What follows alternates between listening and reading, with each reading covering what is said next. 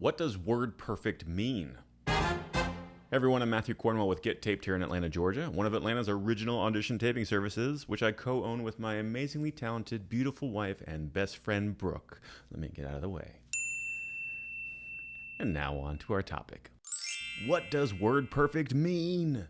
Okay, so the title is a little tongue-in-cheek because it sounds kind of obvious, but something we've seen creep up recently here in the southeastern market in the US is casting notices specifically asking for word-perfect performances. So let's unpack what that means and whether this is actually new information or the way it was all along.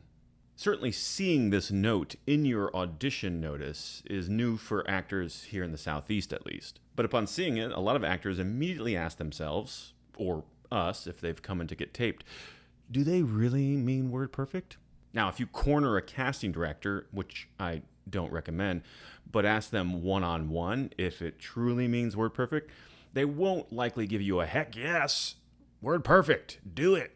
Instead, you'll likely get some sort of clarification on the issue that might go like this. Well, the showrunner for this particular show doesn't like actors to improvise, at least not in their auditions.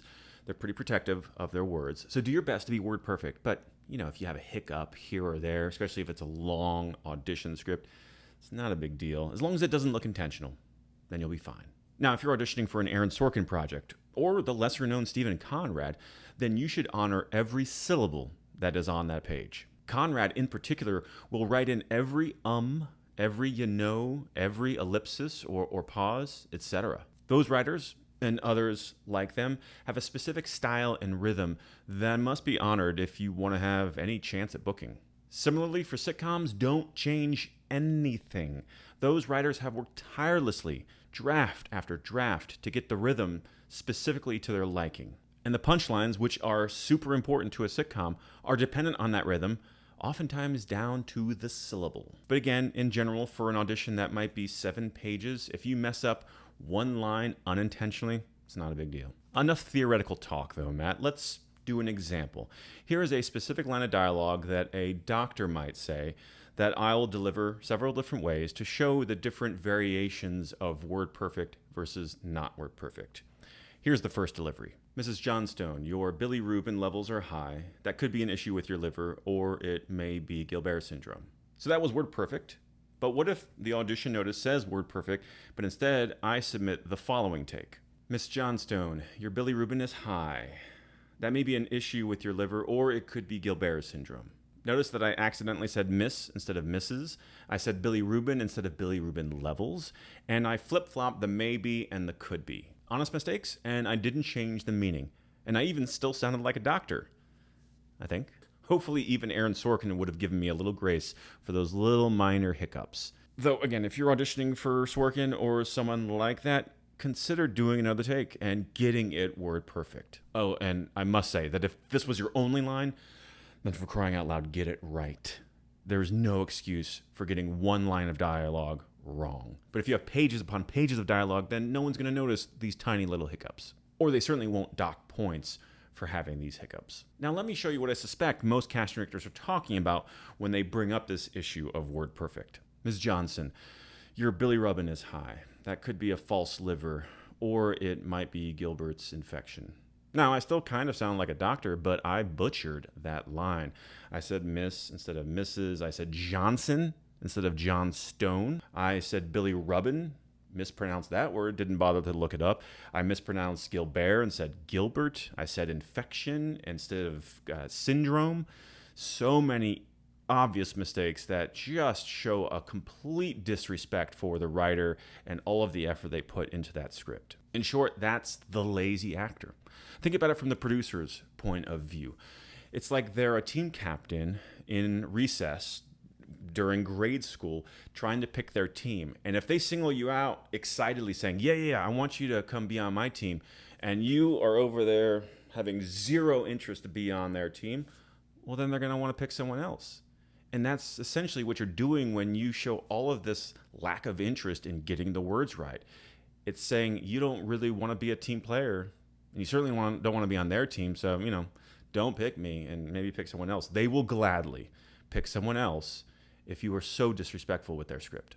Making these types of rookie mistakes is a huge red flag to anyone watching your audition from the other side of the camera. Now, if your counter argument is that you just didn't have enough time to prep it and to do it word perfect, well, then I have 4 counter arguments to that. Number 1, hold your script, because every actor needs to become a master at the cold read.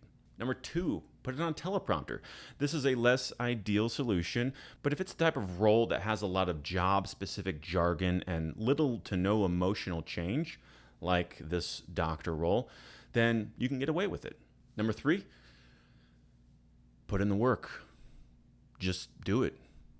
Because if you want acting to be your life's work, then why are you compromising the prep for this audition? Maybe skip that dinner with friends. Maybe don't go to the DVR.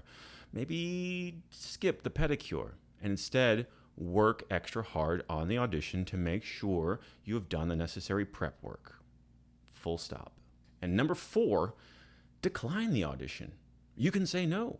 It's the most power you have as an actor is to say no, especially if you feel you won't have time to do the necessary prep in the time allotted. Because here's the thing, if that casting director or if that producer was desperately waiting for your tape to come across their inbox, they will hunt you down and magically they'll give you an extension. If it's yours, it's yours. I firmly believe that, but that's maybe a different video. Okay, so back to this line of dialogue. There is one more other nuanced version of word perfect that I want to share, and it goes like this. Mrs. Johnstone, hey, how are you? Yeah, I wanted to let you know that we got back to your labs, and there's a little concern. Not huge, but, a little. Your bilirubin is high. Well, your bilirubin levels, that is. And that could very well be an issue with your liver, or it could be something we call Gilbert's syndrome. It's spelled Gilbert, but it's pronounced Gilbert's. Never mind the fact that Gilbert's syndrome is not a death sentence. Fun fact, I have it. So making that last phrase ominous makes no sense. There is so much filler language in this version. Oh, I no longer sound as, confident as a doctor should be. And I've completely destroyed the flow and rhythm and timing of the scene itself. So, don't do it. You have to be a team player.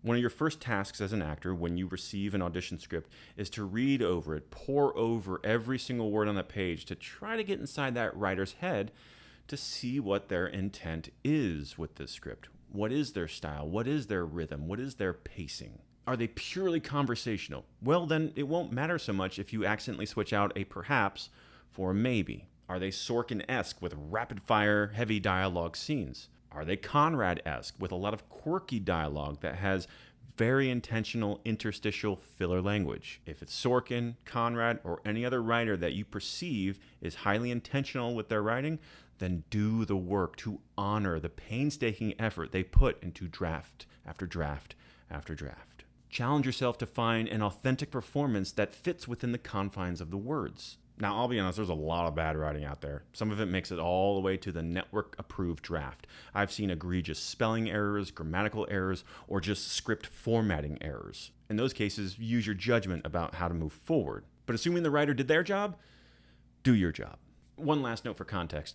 I'm an improviser. Have been since 2004. So I love to collaborate in that way on a TV or film project. But a good improviser has a mastery over timing, so know when it's appropriate. Aren't sure? Don't do it.